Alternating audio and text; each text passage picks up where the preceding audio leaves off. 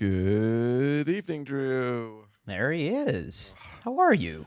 I'm fine. How are you? Just fine. Just fine. Okay. Yeah. Yeah, buddy, I'm good. I'm good. I'm glad that the week is winding down. We get to play games this weekend. We do. I'm very excited. Yeah. Yeah, we're gonna play some Return to Dark Tower. I was talking to a friend of the show, Matt, and he's excited to play it again. I'm undecided on whether or not I want to throw some expansions in. We played it vanilla last time, but of course, because when you do a Kickstarter for a game, yeah, you get bonuses. You get pallets of game accessories. you get buku. You get a cornucopia of a cost center. Like you just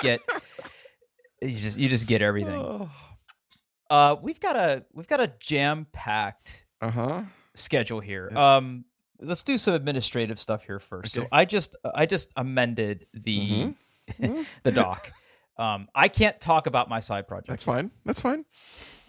Just because I am at the mercy of the federal government. That's you alluded to this last time. Yeah. Okay. I know. I'm a slave to the government. I'm a government mule. I'm confused and aroused. I know. And quite honestly, okay, here's all I'll say. Because I want to save some suspense. Okay. This is phase 1 of my project. Okay. Is waiting on the federal government. And then once that part is done, no, seriously, once that part is done, I have a decision point. Mm-hmm. I could stop and then announce what my side project is, or I could go a little further, which will require a little more time, effort, and of course money, and then make it like really, really good. I have no idea. I have no idea what you're talking about, Drew. I'm being purposely vague. But we'll push that. Okay. There's a better than average chance that even if we push this one more episode, it probably will not be done in time. Okay. But Okay. I'm hopeful. Okay. I'm hopeful. We're going to talk about the Sandman this episode. Do we want to do that now or push it towards the end and maybe do spoilers? I have not finished it. You haven't finished it? No, this is a really, we're coming up on back to school, and I've been busy and a little bit distracted with my side project and my new toy. Okay. So I am only on, hold on. What did I just finished episode 7, so I've got 3 more episodes to go. I know. It's so good, Paul. I mean, I'm more than willing to talk about the first 7 episodes. So here's what I'll say. I finished it this week. Like I am wont to do with a series that I like. I binged it. I stayed up late some nights that I probably shouldn't have, but I finished it. And I gotta say, they did a phenomenal job with this adaptation. I mean, I love everything about it. I love the writing. I love the casting. I love the art direction. I love the little tweaks they made to the storyline and the order of things to make it kind of flow more and have more of a overarching plot. Which, I mean, the Sandman comics do, don't get me wrong, but it can be a little obtuse at times, and I think purposely so in the comics, right? I mean, spoiler alert, it's a show about the King of Dreams, so it gets a little weird. It gets very weird. And look, I came late to those comics. There are people that read those when they were new. Comic books were not something I were into at that time. But here's what I'll say. Netflix has done a phenomenal job adapting extremely difficult, from a number of facets, material in bringing this show to life. I am absolutely hooked. I cannot wait for season 2. I'll wait till you finish to talk about sort of spoilers, but today at lunch, I went to my shelf and I pulled down the comics because I could not remember. They tackle 3, maybe 4 main story Yeah. beats in the show. Mhm. You are coming up into the 4th one right now. I think you know what it's going to be. Yeah, I do. Yeah. Yeah. So they tackle 4 very, very good story beats that essentially are the first 2 volumes Mhm. of the Yeah. comic. So if you were to go to a comic book store and buy volume 1 and volume 2, it would encompass everything that they've put in the show. They have made some tweaks Mhm. to the Mhm. story. I'm not going to say that they're for the better, and I'm certainly not going to say they're for the worse, but I'm a purist, and if they had kept to the whole honkin' thing, I would have been thrilled. But the episode, and again, there were certain things that I was really looking to see if they nailed. They kept the episode titles to sort of match some of the Mhm. chapters Yeah. and names of the volumes. So I, again, just sort of reliving it and seeing it. The one that I knew was make or break for me was The Sound of Her Wings, because Yeah. that at that point I had, I was into the comic, but once I got to The Sound of Her Wings in the comic, I was absolutely 100% in. I wanted to read everything that Neil Gaiman had ever written ever. Mhm. I was completely in, and they did a great job. And they tackle some really complex subjects, and some of the scenes that are in the show are very violent. Yeah. I don't know if you got. I couldn't remember if the diner. I think the diner scene was before episode Yeah. 7. The diners. Well, the with the not the collectors. Oh yeah. The collectors. That's episode 7. Yeah. Yeah. Yeah, you're coming into it right now, and the casting is impeccable. Mhm. I love who they got to play Dream. He's not pale enough for my taste, if Well, I'm being 100% did you nitpicky. did you notice what they did with that? What do you mean? So when he was captive, he Uh-huh. got paler, and Yes, as yes, his yes, yes. power returned, so did the color of his skin. It went right over my Yeah. head. But in the comic Yes. he's like almost bluish Mhm. white. Yeah. But anyway, the casting is Dude, impeccable. I think it's also episode 7. Well, they gave a little tease of desire in a previous episode, but like Uh-huh. the scene. I mean, I don't want to talk about spoilers too much, but the scene with desire and despair. Yes. Oh, I know. I'll be honest. Again, Oh. I've done this before, where if I find a particular book or comic that I like, my mind works in such a way that I start thinking about, wow, it'd be great if they could make this into a show or an animated series. And then I start thinking about, who could they get to play these people, and how would they shoot it, and how would they modify it. The perfect example is the book Red Storm Rising by Tom Clancy. I have read that book, and this is not an exaggeration, 100 times. I love that book.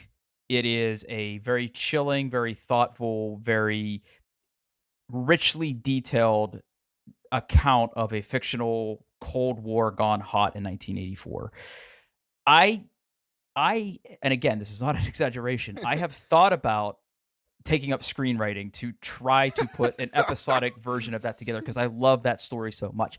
And the Sandman's the same way. I thought about how would they do this, and certain characters, like I knew they would find a tall, lanky guy to play Dream. I knew that they Yep. would find a very chill person to play Death. Um, I knew they would find somebody very what's the word? I don't know how to say this without sounding stupid, but the person who plays Desire Mhm. completely knocks it out of the park. Oh, absolutely, hundred Like, percent, 100%. Yeah. because in the comic, and again, credit where credit's due.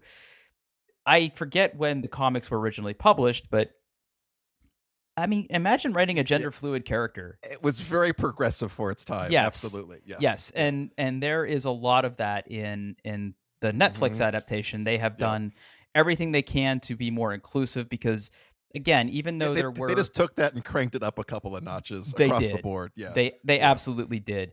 Uh just a little more inclusive with some of the characters. Like some character have been cast as female, which I wasn't sure how I was going to react to that, but I love it. I have no complaints at all. Again, and that's not me being sexist. That's just me being a purist to the comic. One of them was interesting. The other one was because of the other big one was because of licensing issues. But yeah, What do you mean? Oh, you John, mean John, Joanna? yeah, exactly. Yeah. That was the only one that I really scratched my head. Yeah, about. they did not have the rights to use John Constantine in this Yeah. series. Yeah, I just thought so I had no idea. Mhm. So that's Mhm. interesting. I didn't know. Also, that. like they basically undc'd a lot of it. Even like the little things were like the mental institution in the comics is Arkham Yes. Asylum. It's not that. And this one of the like Yes. the first, I guess technically second real major antagonist he's a supervillain in DC. He's not that here. Yeah. Yes. Yeah. That was like the only one that really jumped out at me as like, well, that's not Yeah. how that character came Yeah. to be. But they stuck the Mhm. landing. They changed it and it still made sense. And then how that character progresses and how they do it is great. There are a lot of very tense moments in the Mhm. show. You're getting into some really good stuff. And I have to say, my absolute favorite character, and they nailed the casting on this, is the Corinthian. Oh, he's so good. He's And how so and freaking how good. they move up his introduction to like Yes. the very beginning. Yeah. And like just tease him throughout, and yeah. Oh, Yeah, it was he is I mean, dude, there has yet to be a casting where I look at that and go, that was a mistake. Like everybody is just absolutely nailing it. the woman that they cast as Lucifer, Mhm. again, completely kills it. And again, that whole oldest game scene was another one that was going to Yeah. be like a major checkpoint for me. So far, all the major things that I remember from the first two volumes, they've absolutely nailed. And you're coming into Mhm. a story arc now that sort of wraps up volume 2. And if you like the Corinthians so far, he's going to turn it up to Okay, 11. yeah. Yeah. And the way they do the collectors and the whole Mhm. convention. Anyway, we'll talk. Yeah. We'll talk more about it. But suffice to say, absolutely crushed it. It's good. Have they announced when season 2 is going to be out yet? I have no idea. That's a great question. Let's both search on the internet at the exact same time. Yeah. Uh, Let's see here. Season 2. it has not officially been renewed. God damn it! They have to. I mean, it's Netflix, so they don't, but I hope they do. Ugh. Okay, so they apparently, according to Esquire, let's see here. Though Netflix is to officially renew, showrunner Alan Heinberg confirmed to EW that he was already holding writers' rooms to work on scripts for subsequent batches of episodes. So I sincerely hope they don't do with the Cowboy Bebop what they did to this. Although I was very lukewarm on their Cowboy Bebop adaptation. It was, but at least I didn't think it was very good. I didn't think it was super great. I like the actors and I like what they did with it, but it just was not. I just want to point out, Drew, that us liking the show, we appear to be in the minority. Oh, really? It has not gotten great critical reviews, and the user the like user review, like if you look at aggregation sites, it's not. Oh, It's not really? doing. It's definitely mixed. Yeah. Well, I haven't gone out of my way to read reviews about it. I'm just going to pull that up right now. The Sandman. It's sitting at a 66, a user score of a 4.6. So, it's interesting, right? I haven't gone out of my way to read reviews. However, the websites that I read on a daily basis, things like Kotaku and Polygon and IGN and things like that, they were all very, very high on the show. I haven't read many critical reviews of it. I can understand why some people wouldn't like it. I do too. Like it. I think having read the comics definitely helps, but then again, Yes. I also don't feel like if I sat down and watched this with my wife, I'd have to pause and explain everything every 15 minutes. I'm looking at you, Dune. Sorry. Yeah. So, okay, but you just hit on an important point, and this is what I was going to sort of close with. Mandy and I like very different things. Hmm. She has just recently dipped her toes in the water of the Marvel universe with Guardians of the Galaxy, and she loved it. So I've and I wasn't my doing. It was just because she was at Disney and she saw it, and she rode the ride, and she's like was curious about it. So we watched the first one together, and then she watched the second one because I don't like the second one that much. But anyway, It's not as good. No. not as good, but it's still a good movie. Don't get me wrong. I didn't really want to watch it again. What I will say is this: I thought that the series was so well done that after I finished it, she was asleep, and I went into her and I said, "You got to watch this," because I think that she would dig it because of the fantasy aspects and everything. She's not going to like the violence. That will be there. Some of those scenes I think will be hard for her, but I think that she could sit down and watch it and grok what's happening without ever having read the comics, and I think that is an achievement of itself. Oh, absolutely. Yeah. So I'm gonna keep pitching it to her to watch it. I don't know if she will, but I'm enthralled with it. I can't wait to see what they do with season 2. I will say that the middle volumes of the comic are not as good as the beginning and the Yeah. end. Like I'm actually kind of wondering if they're gonna skip just a big chunk of that.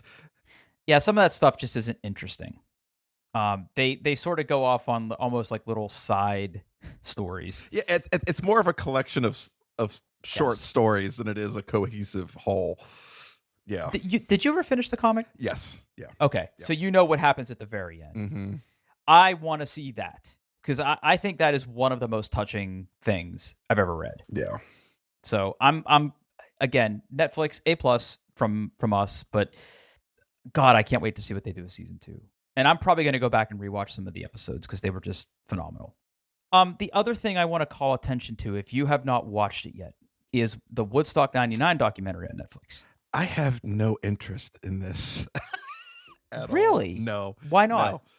No. To me, there was only 2 Woodstocks: the original one and the one in '94. Everything else could go suck an egg. Did you go to any of them? No. Well, you didn't go to the original, No, obviously, no, but 94. Not 94. That was the iconic Nine Inch Nails playing in the mud. Well, that so broke they them out. Yeah. Yeah, so that's they talk about that. So the documentary is only 3 episodes long, and it talks about how the festival came to be and how it turned into a ginormous shit show.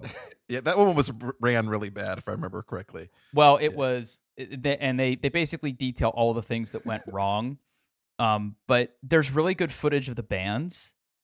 So if you're into like Korn and other heavy bands of that era, there's some pretty cool footage of what life was like. Because I was in college when that one was put on, and I think I was a junior in high school when the other one was put on. But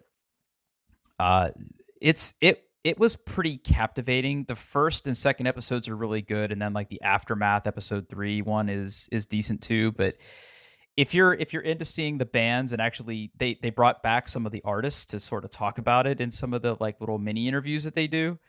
But watching it go completely out of control, and how what we used to think was cool in the 90s, it was it's fundamentally cringy but also fascinating at the same time. So anyway, if you have no interest in it, I'm not going to push it too hard, but I don't know, I thought it was pretty enjoyable.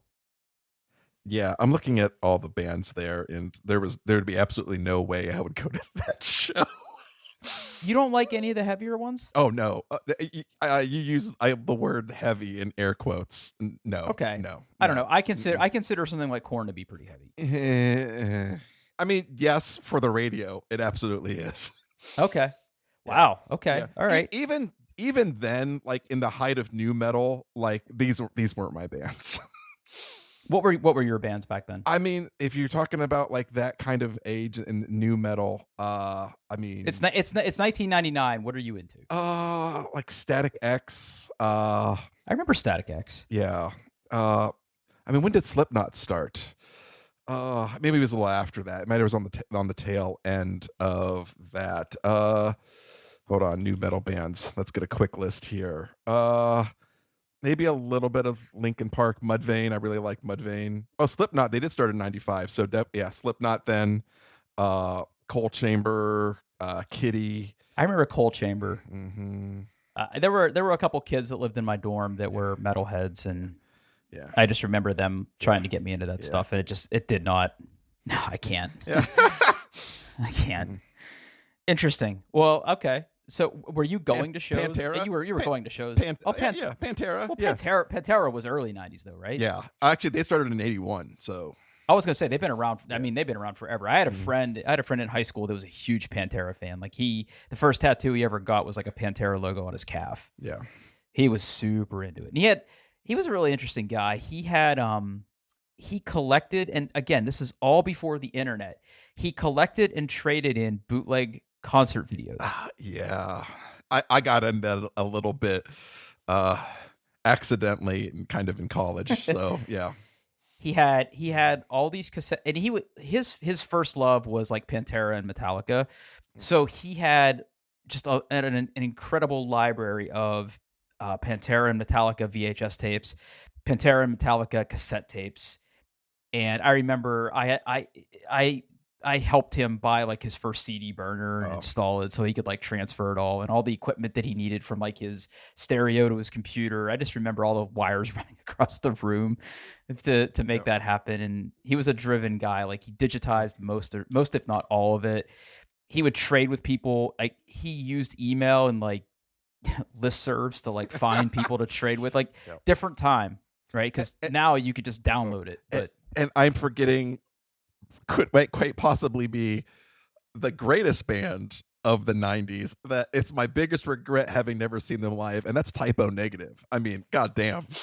Really? Oh, Typo Negative. Huh? Typo Negative, man. Oh, that was just that was a perfect storm for me at that time. Yeah. Well, dive into that a little. Let's as we say in the corporate world, let's double click into that. Dive into that a little bit. Like why? I mean, it was just like it was that kind of gothic, heavy, sludgy sound, but it did not take itself seriously at all. The band just oozed sex, whether it was their album covers or the actual people in the band at all. It was just Bloody Kisses is still probably one of the greatest rock albums of all time. I'm looking at this and it looks like I'm looking at pictures on Google. Yep. And one of their album covers looks like that Cartoon Network metal show. Yeah. October Rust. Metalocalypse. Yeah. It's some of their later stuff. They got worse as they went, but those first two albums. I guess technically it was their second and third and fourth album, but Bloody Kisses and October Rust, man, boom. I mean, well, those were according to their they wasn't their first album. Dead Again their first one? What was the? Oh no, slow, deep, and hard. 91. Yeah. Oh. I again, not anything that ever crossed my crosshairs with that band. And you never saw them, huh? No, I regret it. It's actually it's one of those things where like if you ever at a bar that has the touch tunes, like there's not a lot of music on there that I like, but they usually have a couple of typo tracks, and it's just fun to play them. So, yeah, I mean, I definitely knew people who were into them. Oh yeah, and had their CDs and stuff. Yeah, but I mean, some of the stuff is a little problematic now, but I would imagine. Oh yeah. Did you watch the video for I think my girlfriend's girlfriend? Yeah. Okay. Yeah. So again, just because I love going down this particular rabbit hole with you, because you're very particular about your musical taste. Who was the band you went out of your way to see, like in the 90s? Stone Temple Pilots. Really? Yeah. I only got to see them once, but I would have never said that. Stone Temple Pilots and probably like 9 Inch Nails. Nine Inch Nails. If you would give me a multiple choice, I probably would have picked 9 Inch Nails there. But there was a period I was really kind of into, especially like in high school. I was more into grunge than anything else. Okay. Yeah. I really like Stone Temple Pilots. Mm-hmm. They did really good stuff. Yeah, and dude, like, what Scott Wayland? I mean, he was Yeah, Scott definitely, Weiland. yeah, he was definitely blitzed out of his mind, but he put every ounce of his being into that show. Man, it was, woof.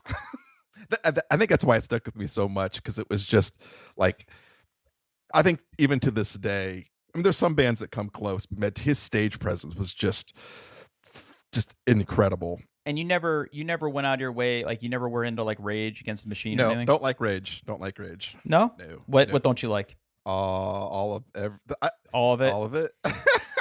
Just because it's like so. What is it? The sound? Is it the lyrics? It's not the lyrics don't bother me. Like fuck the man, whatever. Like I have no problem with that. I just don't like the more rappy style of the lyrics delivery. It just Okay. doesn't do it for me. Interesting. Mm, Interesting. not a fan. What? Okay. I'm sorry. I can't let this go. And I'm moving outside the decade of the 90s now. What's the most disappointing band you ever saw? Disappointing band I ever Yeah. saw. Like, what's the one you were super hyped to go see? Shit, what? I don't know. I've enjoyed so many of the shows I've been to. Okay, you know what? You know what? I do have one. I do have one. It was kind of a mixed bag. So I saw the Smashing Pumpkins play, and Garbage opened for them. It was in Cleveland. I like Garbage. It was Garbage was like it was their I think it was rather in the middle of calling it Infinite Sadness Face, where like Garbage was just kind of coming out, and obviously the opening for Smashing Pumpkins. Garbage was amazing. Right. Smashing Pumpkins, they it was the disappointing part was a very short set because they would play a song and then what James Eha, the guitarist, would scamper away. And then he would come back and they would play a song and they would scamper away. He would scamper away. Interesting. And then they basically were like, yeah, Keith's just not feeling well. Oh. Like we're gonna have to stop. And that was very disappointing. And they Okay. played just enough where they were like, no refunds. We're not like Oh. but and it was it was in Cleveland and I wasn't even if there was a reschedule, I don't think I would have been able to make it to go back. But Okay. yeah, that was disappointing. And maybe after that, wasn't no Septic Flesh. They Septic Septic Flesh. Flesh. They were just kind of very mediocre. I can't remember who was on that tour. It might have been was that Dark Funeral or Satyricon? Because I remember the band that the headliner was really good, but or Septic Flesh was just. I think that was Septic Flesh and Satyricon because that was like their last U.S. tour. Yeah, I mean, Septic Flesh is kind of like symphonic black metal, and Satyricon or Dark Funeral, can't remember which one it was. Very, very, very much black metal. Huh. Interesting. I didn't go to many concerts. I don't know. I go to more now that I have the means and the money. It wasn't even that. Yeah. It wasn't even that. Like, I don't know. I just never went out of my way. There were a couple shows that I did go to with some friends because I went. There was one concert where it was like Wu-Tang and I forget who else was playing, but it was like I just got the shit beat out of me at that show. I wasn't anywhere near a pit, and somehow I still got my ass beat. Like it was just like it was so rough. There was a period of my life where I did nothing but go to small little like basement shows, mostly in the Akron Canton area, and like the bands are totally forgettable. Some of them may be popular now. I may have seen somebody before, but they were like a lot of bands. Like surprisingly enough, Toledo has a pretty good death metal scene, and they would kind of just tour little bits in Ohio and play just absolute just shitholes. And they were just loud and the acoustics were bad. Yeah, where I grew up there wasn't anything like that. If anybody was playing like a basement or a bar or a pub or a restaurant or something like an outdoor venue somewhere, it was all dad rock. Oh, yeah. So it wasn't anybody. And Pittsburgh had a couple of local bands that were decent, Like if you were at a bar and drinking, you would be like, yeah, this is pretty good. There were a couple there that were good. And then when I moved to Columbus, there were a couple local bands that the coworkers that I worked with were always going to see, but it never really clicked with me. I never saw anybody that became like super huge. Okay. Let's get to the next topic. Yeah, next topic. So we're gonna take we're gonna take a quick trip to Drew's computer corner because I have a new computer case. Okay. What happened, Drew? I can't leave well enough alone is the problem. So, again, frequent listeners to this show will know that I went through a period of my life where I decided to try water cooling. Mm-hmm. I'm not doing that again. That was one of those things that was a journey I had to take, and I'm not going to do that anymore. Okay. However, I am obsessed with getting the best possible cooling performance out of my components that I possibly can. And when I rebuilt my computer last time we visited Drew's computer corner with the hard drive debacles, I put everything into a case that had really spacious room to work, a beautiful case to work with. Like I'm holding on to that case because I will repurpose it. I love that. I love the case that I came from very, very much. However, I wanted to move to a high airflow case. And this is something that I've had on my list to do for some time. So I purchased a case by a company called Fractal Design. Okay.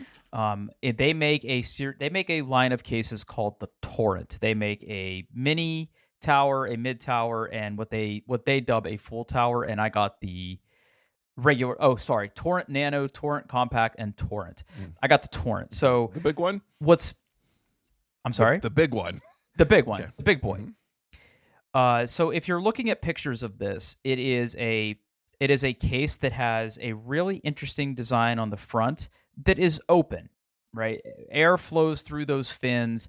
It comes with two 180 millimeter fans for the front. It moves an exceptionally large volume of air. So I did my research. Universally, everybody loves this case. I thought to myself, this will be the last case I ever need to buy. Okay. It is not the last case I will ever buy. So here's the thing. Is it disappointing or the build quality, the aesthetic, the layout is good. Okay. My temperatures have actually been running cooler. The problem I have though is that right now the biggest drawback to this case, and I knew it going in, is there is no space for a top mount for fans or radiators or any kind. The power supply is in the top of the case. So if you're looking at it from like the angle, the power supply is in the upper back of the case. Okay. There is no ventilation on the top. The case comes again with two 180 millimeter fans in the front, and then three 140 millimeter fans in the bottom of the case that suck air up or push air out of the case. So when I got this home and I got it unpacked, I was sort of like reading the instructions and figuring out, because I have a 360 millimeter radiator.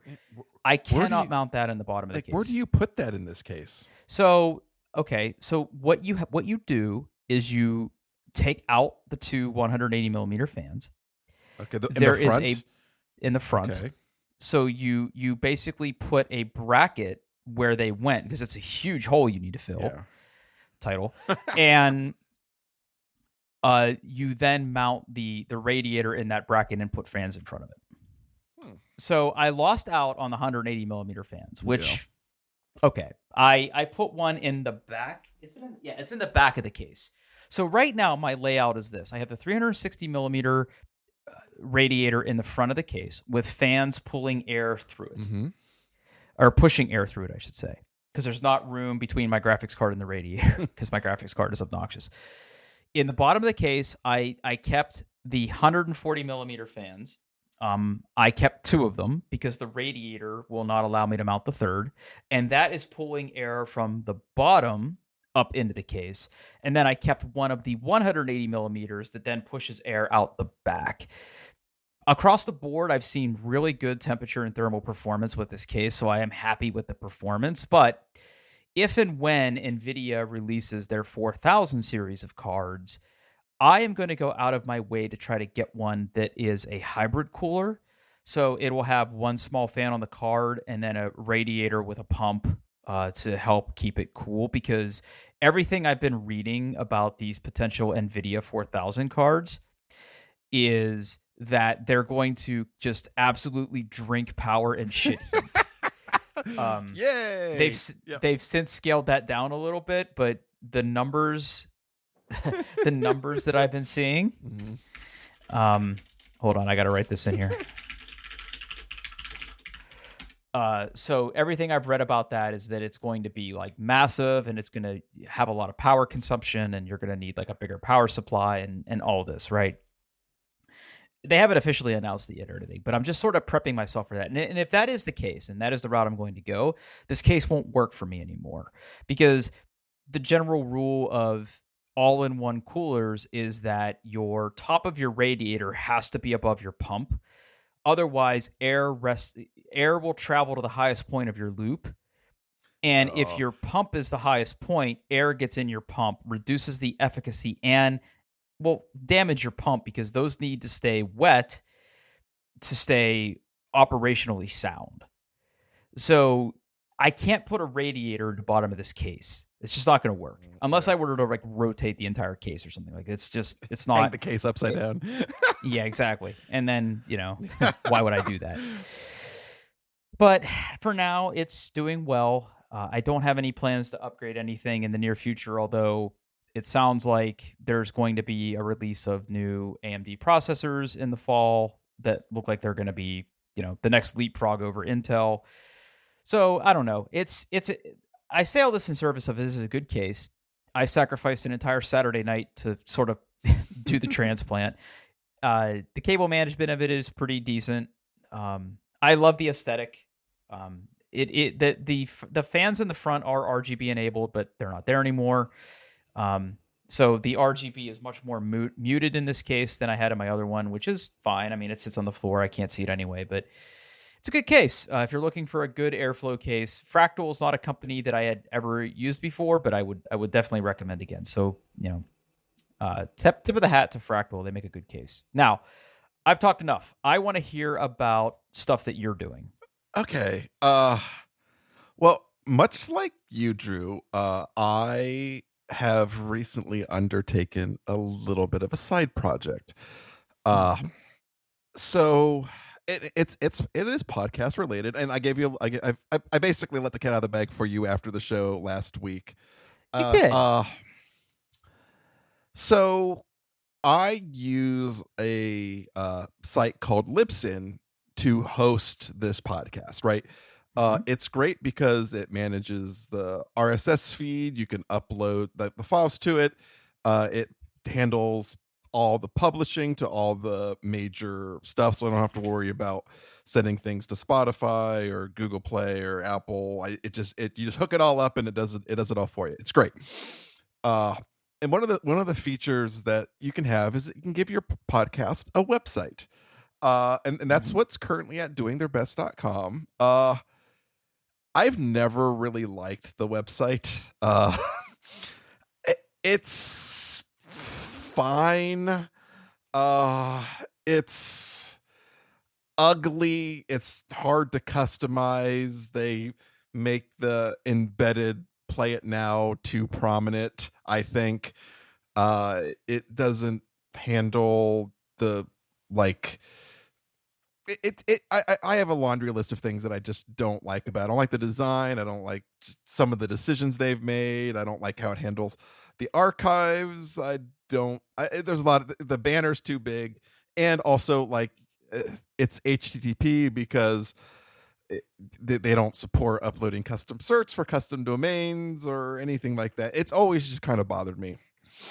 And at some point in the last, 6 months or so, I made a decision that by the time episode 200 comes out, I want to have a better website. that was my line in the sand. It's like, I don't want this to go past episode 200. I'm not sure why I picked 200, probably because it was further enough out, and I could just decide. And then I don't know, like, when did I actually start this thing? Hold on, let's go back and let's see, 132 commits. Let's go back all the way to the beginning. Geez. It was around June 19th, in fact, is when I started this. So not horribly long ago. And I kind of been working on it in furious spurts. I decided that I was gonna start making a new website. I'm not done. But I've made some pretty good progress so far, Drew. And I mean, I guess I mean it doesn't necessarily be a secret. Of course, it's not up to date, and it's not feature complete, and it doesn't have all the episodes on there, and not everything works. But if you go to new.doingtheirbest.com, you can kind of see what the new website is looking like. And I've been having a good time, Drew. Like, I didn't realize how much I missed writing code, I think, until I really started doing this, because I haven't really gotten to do something like actual software development for a while. And it's just kind of a fun little mental exercise, mental stimulation. And it's definitely, at least to me, it's definitely less ugly than the existing website. Yeah. Well, okay. So first of all, you absolutely knocked it out of the park. I think it looks great. I love the layout. You gave me access to the repo, and I said that I would take a look at it and work on like the About Us page, but work's been pretty crazy. So I wouldn't even begin to tell you how to begin to do that. Yeah, I need to kind of stub some of that stuff in, but just give me a route. I'll figure it out. But no, it looks really good. The way you've engineered this, the layout and everything, it's very good. And the running joke of this podcast is we never had a secure website we didn't. before. No, we didn't. But now we do. Yep. So that, it only took us 170 episodes, but here we are. It's not live yet, and I still have to deal with the whole thing of like, I got to figure out how to like undo the mess I've made in Libsyn and stuff, and each of the episodes has a permalink to the blog post, and I got to figure out, do I have to change all of the there's things I have to deal with, but yeah, I think it's great, buddy. Oh, and you. I don't think we should serve any website before it's time. We will put a link to a preview in the show notes if you really want to go see it ahead of time. But the podcast website will change when we say it is ready. So what's left to do then? You have to finish. We have to finish putting the episodes. So yeah, I got to finish. Actually, that won't be that hard at all. Okay. Because like I wanted to take the easiest route possible. So like the website's kind of built by two things. One, it actually pulls information from the RSS feed that drives the podcast. So what's in your podcast player. So it looks the podcast RSS XML coming from Libsyn, and then it also a little bit behind the curtain. Every week, Drew sends me a markdown file that has the show notes. And I knew I didn't want to just display the HTML from that markdown per se. I kind of wanted to grab pieces of it and display part of it. So I actually, the most of the code is actually parsing the format in which you give me the markdown files to extract the data out of it into pieces that I can display, like the description, the recorded date, the show notes. And then I can, override things. I can add things like guest host support, which, stuff like that.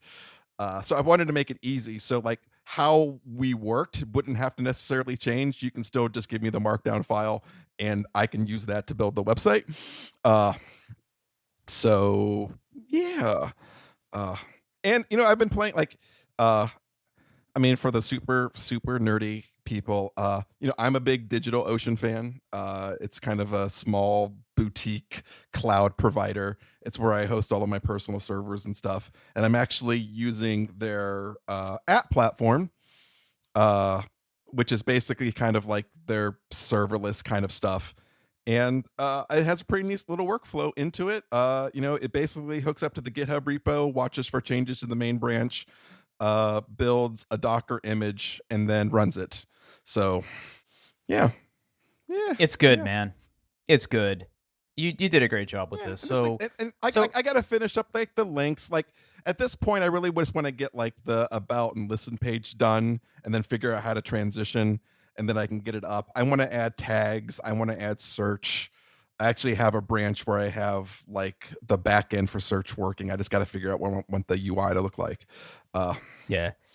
Well, I love this. I'm glad that it has scratched an itch for you, and I'm going to contribute to the repo. Okay. I just haven't had time yet. I might have time like tomorrow Yep. evening. And like, we'll see. if you don't like the design of something but don't want to fix it, like I've been using issues to keep track of things I don't like and things I need to do. So drop an issue in there. Yeah. No, it's really good, buddy. I think it serves a purpose very well. The only thing I would maybe do a little bit different is show more than 5 episodes on the time on the homepage. So I can again, that's a constant. I can just make that number bigger. Yep. JavaScript, baby. Yep. Is this all Node? Yeah, it's all Node.js running JavaScript. Yeah. I had a false start to the website before where I was trying to use what is it? I think it's a framework called Vapor, which actually uses Swift, which is Apple's language, on the server.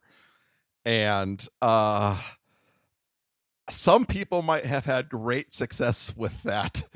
I found it to be obtuse, buggy, hard to use. It was just awful. So I'm like, you know what? I know Node. I know JavaScript. I can do this. The foundation of it is a library called Express.js. That's what does all of the web servery stuff, listens to stuff, renders views, deals with, assets and stuff like that. Something I was already kind of familiar with. Yeah, it's good. I like it, and it's been fun for me to do. So, sure. Yeah. No, it's good, buddy. It's good. I'm excited. So realistically, like, when do you think we'll go? I'm honestly hoping that maybe by like the end of this month it'll be live. Okay. Yeah. I think that's realistic. Yeah. I think that's very cool, man. All right. One more topic for you. I have no idea what this is. Okay. So first let me get a link just so it's ready to go. Which one do I want to do? Hold on. Cut this. Okay, here we go. I'll put this in here. Okay. So, we have talked in the past about retro emulator based handheld systems, right? Little handheld devices that you can run classic games on via emulation. Yep. You have one from Ann Burnick. I actually have two from them. That's not important now because I bought another one. But I've kind of wanted these devices. Like the one I currently use is the RG351 MP from Ann Burnick, for reasons that are uninterested. But they can handle like the 8-bit, the 16-bit era. So Super NES. Sega Master System stuff. They really kind of cap out at the PlayStation 1 era, and even then there's some games that these chipsets just can't handle. Sure. And I'm like, well, you know what? I would really like one that had a little bit more oomph to it. So I started doing some research, and heck, this was probably back in April and May, because I think I actually ordered this thing in May. And there was a company out there called Ayn, AYN, who was basically in the middle of, they had just wrapped up an Indiegogo campaign for their first device called the Odin. And Okay. they basically sent out some pre-production units to a lot of like the big like YouTubers and stuff, and they were absolutely enthralled by this device. In fact, like if you go on YouTube and look for it now, you'll see things like the king of emulation. Like they were Interesting. really really excited about this. It's got a more powerful processor than the other stuff. It's larger. It's got a larger screen. It's kind of like a Switch form factor, so it's a little bit bigger. Mhm. And they were playing Dreamcast games. They were playing PlayStation 2 games. They were playing PlayStation Portable games. Uh, they were playing Nintendo DS games and 3DS games. So it pretty much up to like the PS2 and back and like Dreamcast, Nintendo 64, GameCube, that kind of era of games. And I was like, that's exactly what I Okay. want, because a bunch of GameCube games I want to play. There's a bunch of stuff on the PlayStation Portable I would like to play. Uh, so at this, basically, they were like, well, the Indiegogo campaign just kind of wrapped up, but you can still jump in on it. I mean, I remember playing. I actually paid for this thing in whatever currency they take in Hong Kong. Uh, it was like 34,000 Hong Kong bucks,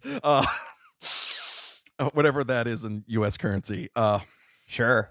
But like they've had production delays. They obviously got hit by COVID. Sure. They had kind of an issue where some of the units they sent out, the trigger buttons didn't work, so they had to stop, change production, focus on sending out like replacement units and repair kits. They had issues where like they could no longer get the screen they were using, so they had to source and find and test and start production of another screen. And I finally got my device earlier this week. I got it on Monday. Okay. So all those YouTubers are absolutely right. It does run those games really, really well. But so it's a hard device to recommend because boy, is it janky. So, Okay. Well, tell me about it. okay, so first things first, it runs Android. Okay. Android 10 to be in fact, which is a perfectly fine decision, right? Because you Mhm. can. There's a lot of emulators from the Android space. Uh, I don't like Android. It doesn't make sense to me. It's gross how they handle notifications. It's just dumb. Obviously, this is not the ideal Android experience. I'm using it on a basically it's always in landscape. I'm using buttons to navigate it. It does have a touchscreen and stuff. The number one issue, right? So if you look at this thing on the website, and if you start looking at, if you actually get if you look at the face, right? The buttons are laid out in the traditional Nintendo style, right? Right. Right? Right. Okay. The problem is, uh, most Android games and most Android emulators assume that your button layout is Xbox, not Nintendo. So you actually have to Huh. go into a mode in it and say, okay, don't use the buttons as they are printed, use Xbox style. So the B button is now A, the A button is now B, the Y button is now X, and the X button is now Y. And that makes everything work easier. But that basically means the buttons on the face might as well just be blank, Oh. because Okay. they're just not right. Uh, and like when you get like the Ambernick device, right? Everything's installed, everything's configured to work correctly, right? You just put the ROMs on the SD card, slap them in. If it's a system it can emulate, you're good to go. You're off. You're off. I have on this thing now, I have like, how many freaking things do I have on here? I have 1, 2, 3, 4, 5, 6, 7, 8, 9, 10, 11, 12, 12 different emulators installed, all with their individually unique and ugly user interfaces. Each with their own configuration, each with they call things differently, each with things I have to set up correctly, button mappings I have to do, uh, different settings I have to tweak. It's like once you do that, and there's people out there who are really committed to this device. There's lots of good YouTube video tutorials. There's lots of good resources, and there's a whole like Reddit subreddit out there for this thing. So like all the knowledge is out there, but you just have to go through and like I probably spent like 4 hours just downloading, installing, following some of these guides, configuring RetroArch, configuring all this stuff individually to actually get it to be at a point where I can sit down and play. But I mean, if you don't mind the jank and you don't mind waiting, how long did it take me to get mine? Like 5 months. To get it, because they're only making a couple hundred a day, really, and shipping them out. Okay. I mean, it's what it's advertised, right? It does that era of gaming really, really well. Well, I have so many questions. So we want to talk about jank. This Indiegogo is a mess. Yep. I'm very confused. It's there's a lot of I gotta say the aesthetic of it looks very appealing. Yeah, it's a very nice device. Yes, it looks very cool. It looks very cool. So, did you get the dock?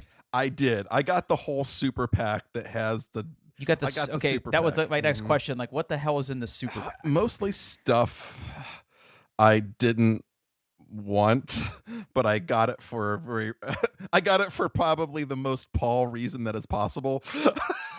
So the super the super pack, so there's different tiers of this stuff. There's the Odin Lite, the Odin, and the Odin Pro. I got the Odin Pro because Pro is better than all the rest of those. I got sure. the memory upgrade, so it's got more storage. The super pack basically comes with some additional chargers, so like fast chargers. It's got a dock. They call it the super dock. The interesting thing about the dock is it actually has Nintendo 64 and GameCube controller ports on it. So if you actually want to play this thing on a TV using those controllers, you totally can. I have not tried that out yet. That's on one of the things I would like to do today, or not today, this weekend. Comes with like a screen protector, which I immediately threw in the garbage. It comes with a hard shell, which I immediately threw in the garbage. It comes with some earbuds. Comes with a carrying case, which is fine, though I'm not entirely sure it's not just a slightly modified Nintendo Switch case with the zippers replaced, so it says Ein on the side. But the reason I bought the super pack, because there was a particular color that I wanted, and that is the white color. And when I bought this, now they have like their old dedicated like storefront where you can order stuff. But when I got it, through the Indiegogo site, the only way to get the white was to get the super pack. So I was like, "Fuck it, I want the white." Sure. So I gave them, yeah. I mean, it was $300 at the out the door. Like I think you can get the Odin. What the Pro is $287, so it wasn't that much more to get the super pack. It's oh, actually no, because I did the full upgrade, so I spent almost $400 on this thing because I got the Pro 256 gigabyte super pack.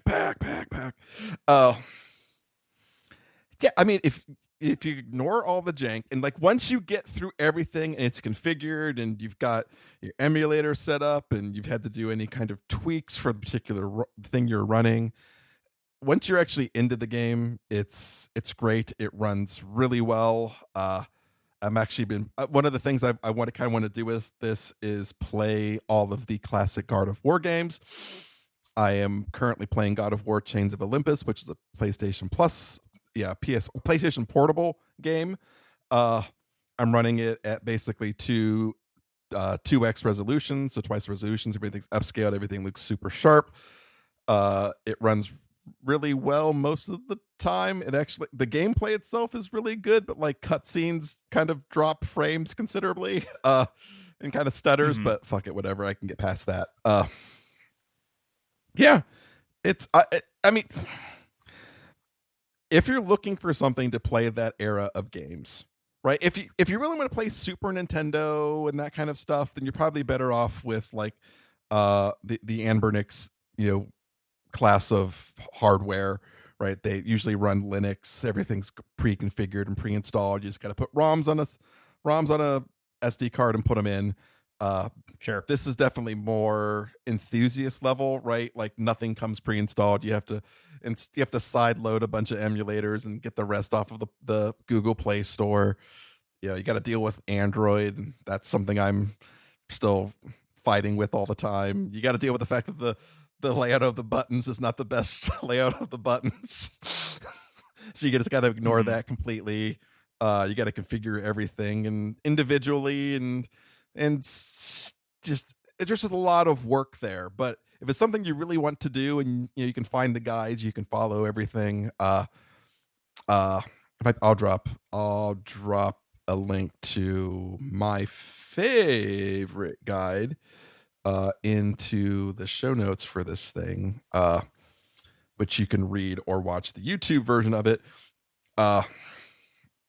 It's a great device. Like, I'm absolutely loving it. It's doing exactly what I want, except for some reason I can't get Paper Mario and the GameCube not to crash after the initial opening scene. But that's a future Paul problem. Yeah, because I'm playing God of War: Chains of Olympus. That's sorry, that was a PS2 PlayStation game? Portable. So PlayStation Portable. And I'm blanking, but did you say this can do PS2 games? It can do PS2 games. Not. I think there are still some games that it's having some issues with. In fact, you know what? I'll drop another link in the doc. This is the link is to a community-driven spreadsheet of different systems and games people have tried, and whether they've got things to run or not, and what settings, what emulator they used, and what settings. You can see if you look through the PlayStation 2, there's a lot of games that are, great, perfect. So, yeah. Wow. But you said it's hard to recommend.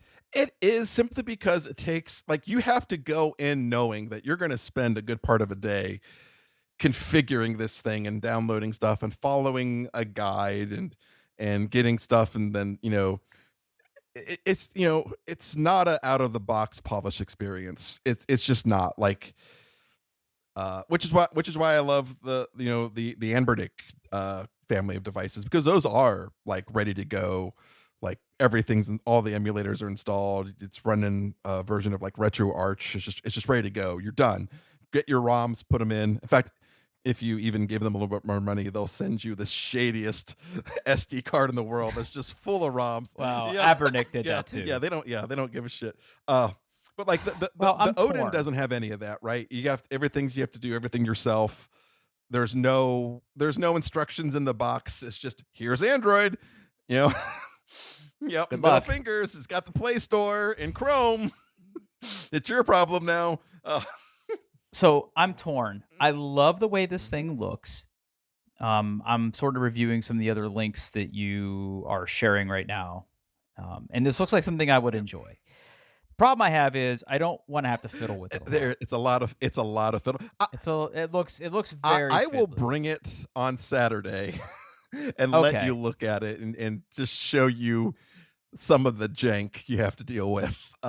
Yeah, I want to see it in person. Yeah. I love the look of it. Yeah. I love the look of it. It's a little bit bigger than a Switch Lite. It's got, the back has this nice kind of curve shape, so like it fits in your hands really well. The button layouts are good. The triggers, it's got stacked shoulder buttons. So that's really good. Actually, even the speakers on it are really good. I have no complaints about the hardware, except someone should have thought about the layout of the face buttons. Or the labels on them, I guess. But it's like, you're not going to get this and on day one be playing games. You're just not, unless like you're like, okay, I'm going to get this one emulator installed and set up and play this, right? Like, if you want to get everything set up so you can do everything, it's going to take a long time. And I'm Mm. still not even. I still haven't even got like my Nintendo DS emulators configured exactly the way I want, and things, and yeah. Oh, but and that's why I haven't been working on the website or watching the Sandman this week. Oh, the truth comes out. Yeah, I've been distracted. Oh Yeah. boy. All right, bring it Saturday. I'm very undecided. I'm very undecided. Like if you're want to get into emulation at an enthusiast level, then really understand the emulators and the settings and what's going on and stuff. And I can't even tell you the different, like there's 3 different forks of the Dolphin emulator, which is what runs GameCube and Wii games. And some people swear by one or the other, or say, well, this game doesn't run on this version, but it runs on this one. And it's this one goes deep, Drew. It goes deep. Oh boy. All right. Well, I'm excited for all your stuff. I'm excited to play games Me on too. Saturday. But let's wrap this one up for now. Hey, we're on the internet at doingtheirbest.com and on Twitter at doingbestpod. I'm on the Twitters at Paul Baylor. And where can we find you, Drew? I'm on Twitter at Pittfurg, Pittfurg. All right, everybody. Thanks for listening.